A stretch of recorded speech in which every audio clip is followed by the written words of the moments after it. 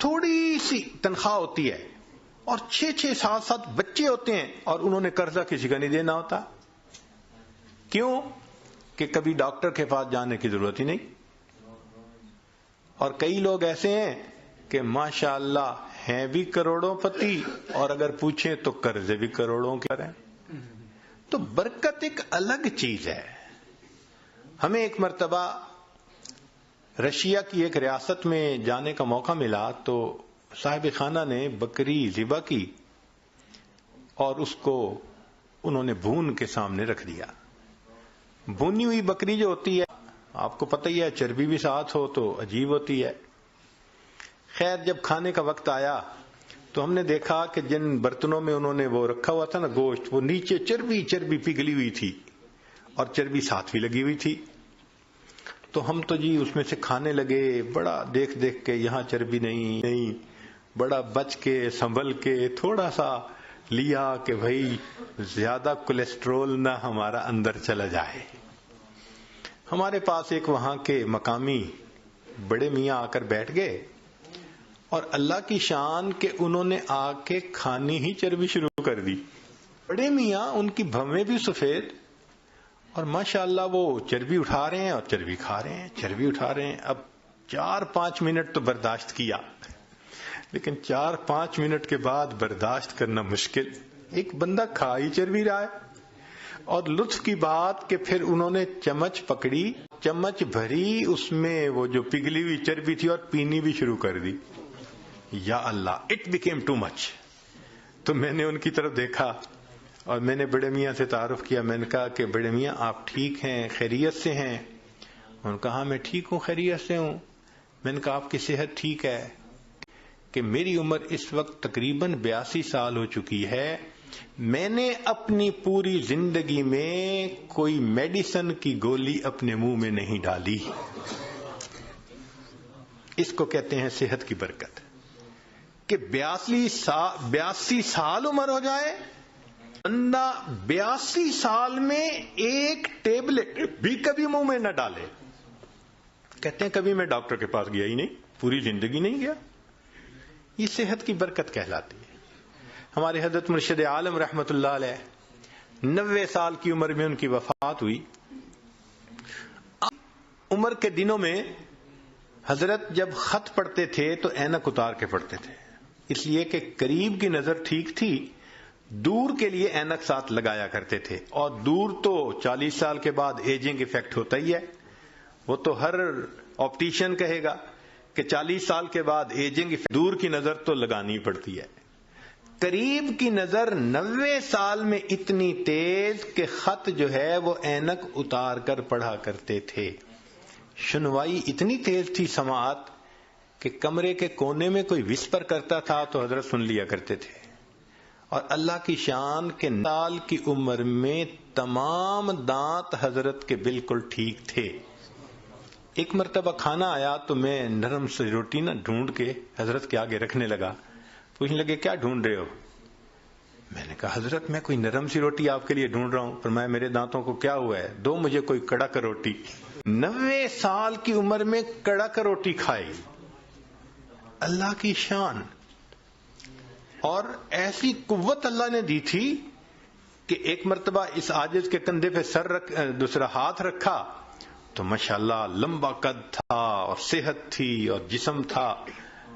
کندھے پہ ہاتھ رکھا تو میں تھوڑا سا نیچے ہوا. فرمایا کیا چوزے بنے پھرتے ہو؟ ہم واقعی اپنی جوانی میں ان کے سامنے چوزے تھے. اللہ نے ایسی صحت دی تھی. اچھا آخری عمر میں شوگر کی بیماری ہو گئی تھی. اب آپ کو پتہ ہے کہ جو شوگر کا مریض ہوتا ہے اس کو تو ہر 2-4 یورینیشن کی ضرورت پڑتی ہے، لیکن نہیں. میرا اپنا واقعہ ہے جو خود ان کے ساتھ اپنی آنکھوں سے دیکھا اور آج مسجد میں باوضو نیریٹ کر رہا ہوں. رمضان شریف میں حضرت مری میں تھے اور وہاں پر جو مقامی امام تھے ان رات بلائے ہوئے تھے. ایک رات وہاں قرات کی بڑی عجیب محفل ہوتی ہے، چن چن کے قراء کو وہ بلاتے ہیں.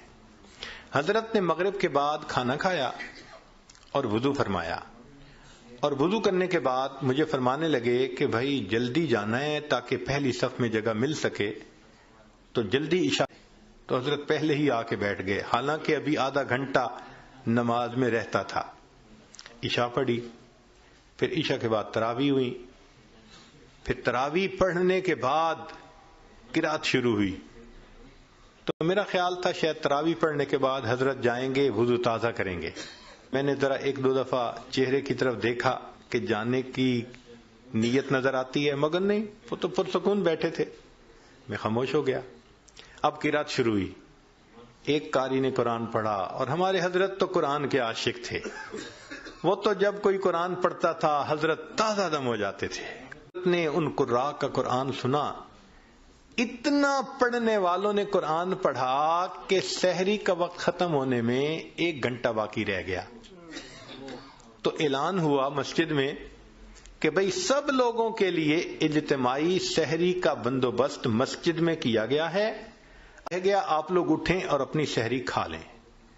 تو میں نے حضرت کی طرف دیکھا کہ بھئی اب تو کمرے میں جائیں گے وضو کرنے کے لیے، رات ہی گزر گئی۔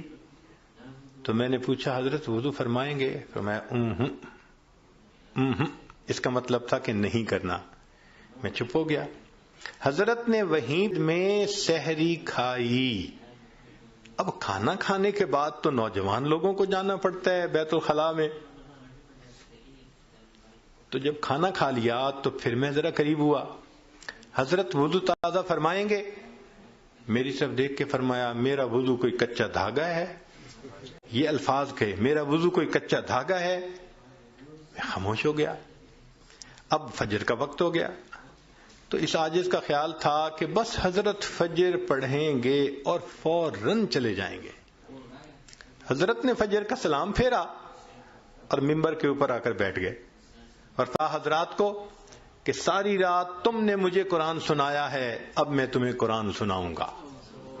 اور حضرت کا درس قرآن تو عجیب ہوتا تھا، فجر کے بعد اس کو مس نہیں ہونے دیتے تھے۔ پھر میرے دل میں خیال آیا کہ بھئی جیسے رمضان شریف میں مختلف مسجدوں میں تعلیم کی 5 منٹ کی، 10 منٹ کی، 4 منٹ کی، تو اس طرح حضرت تھوڑا سا درس دے دیں گے، مگر حضرت تو سبحان اللہ قرآن کی آیتیں پڑھ رہے ہیں، اور جذبے میں ایسے تھے کہ فرمایا تم سب علماء کو راہ ہو، مجھے ترجمہ کرنے کی کوئی ضرورت نہیں، بس ایک آیت پڑھ رہے ہیں اور اس مضمون کی دوسری آیت پڑھ رہے ہیں، اور پھر تیسری آیت پڑھ رہے ہیں، پھر چوتھی آیت پڑھ رہے ہیں، آیتیں ہی آیتیں پڑھتے جا رہے تھے۔ حضرات علماء حیران تھے، کیا الہامی مضمون بیان ہو رہا ہے۔ لو جی حضرت نے اتنا لمبا بیان کیا کہ اشراق کا وقت ہو گیا، پھر سب نے اشراق کی، اور حضرت اشراق کے بعد کمرے میں آئے اور آپ نے وضو تازہ کیا۔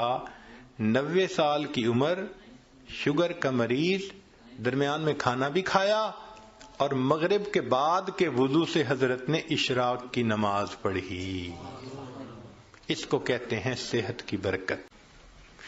یہ برکت عجیب چیز ہے، جس چیز میں برکت آ جائے اللہ اس چیز میں بندے کو پرسکون کر دیتے ہیں۔ اب اگلا کوشچن ذہن میں یہ پیدا ہوتا ہے کہ یہ برکت کیسے پیدا ہو سکتی ہے؟ لا الہ الا اللہ، لا الہ الا اللہ، لا الہ الا اللہ، لا الہ الا اللہ، لا الہ الا اللہ، لا الہ الا اللہ، لا الہ الا اللہ، لا الہ